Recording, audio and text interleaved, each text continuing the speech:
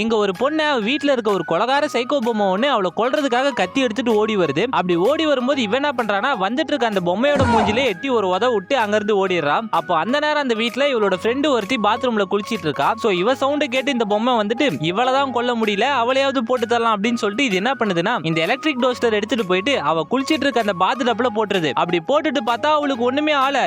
இந்நேரத்துக்கு நீ சாக்கடிச்சு செத்து போயிருக்கணுமே அப்படின்னு சொல்லிட்டு பார்க்கும்போது தான் தெரியுது இந்த அறிவாளி பிளக்க போட மறந்துருக்கு. அடச்சி, இப்படி சொதப்பிட்டியா குமார் அப்படின்னு சொல்லிட்டு இது ஃபீல் பண்ணிட்டு இருக்கும்போது தான் அப்பதான் அந்த பொண்ணோட பாய் ஃப்ரெண்ட் ஒருத்தன் இந்த வீட்டுக்கு வரான். சோ இவனை பார்த்த உடனே இந்த பொண்ணுங்களை தான் கொல்ல முடியல, இவனை போட்டு தள்ளிட வேண்டியதான் அப்படின்னு சொல்லிட்டு இது என்ன பண்ணுது அப்படின்னா, ஒரு கட்டையை எடுத்து வச்சுக்கிட்டு இன்னைக்கு இந்த கட்டையை வச்சு இவன் மண்டையை பொழந்துட வேண்டியதா அப்படின்னு சொல்லிட்டு இது மறைஞ்சிட்டு இருக்க. அப்போ அவனும் கரெக்டா உள்ள வர இது ஓங்கி ஒரு அடி விடுது. அப்புறம் பார்த்தா இது இருக்க ஹைட்டுக்கு காலு கீழே அடிச்சுட்டு அங்க இருந்து ஓடிடுது. அவன் பாக்குறான் யாரா இவன் அப்படின்னு சொல்லிட்டு பாக்குறான். சோ அதுக்கப்புறம் அவங்க எல்லாம் சேர்ந்து குக் பண்ணிட்டு இருக்காங்க. அப்படி குக் பண்ணிட்டு இருக்கும்போது அப்ப இந்த பொம்மை என்ன பண்ணுதுன்னா, அவங்களுக்கே தெரியாம நைஸா இந்த எலி மருந்து எடுத்துட்டு வந்து சோத்துல கலக்க பாக்குது. ஆனா அந்த பொண்ணு வந்து பாத்தாரா, என்ன பண்ணிட்டு இருக்க, கொலை பண்ற மூஞ்ச பாரு, போயிட்டு முதல்ல கொலை எப்படி பண்ணுவது அப்படின்னு சொல்லிட்டு வீடியோ பார்த்துட்டு அதுக்கப்புறம் வா அப்படின்னு சொல்லிட்டு கலாய்ச்சி அமுச்சு விட்டுறா. இதை கேட்ட அந்த பொம்மை வந்து காண்டாயிருது. என்னையா கலாய்க்கிறீங்க, இருங்கடி அப்படின்னு சொல்லிட்டு இது அடுத்ததா என்ன பண்ணுது அப்படின்னா, இந்த பாய் ஃப்ரெண்ட் வந்துட்டு கார்ல போகும்போது நைஸா பின்னாடி சீட்ல இருந்து ஒரு கவர் எடுத்து அவன் மூஞ்ச மூடி கொலை பண்றதுக்காக பாக்குது. ஆனா மூக்கு முன்னும் தெரிஞ்ச இந்த பொம்மைக்கு வாய முன்னும் தெரியல. இவன் வந்துட்டு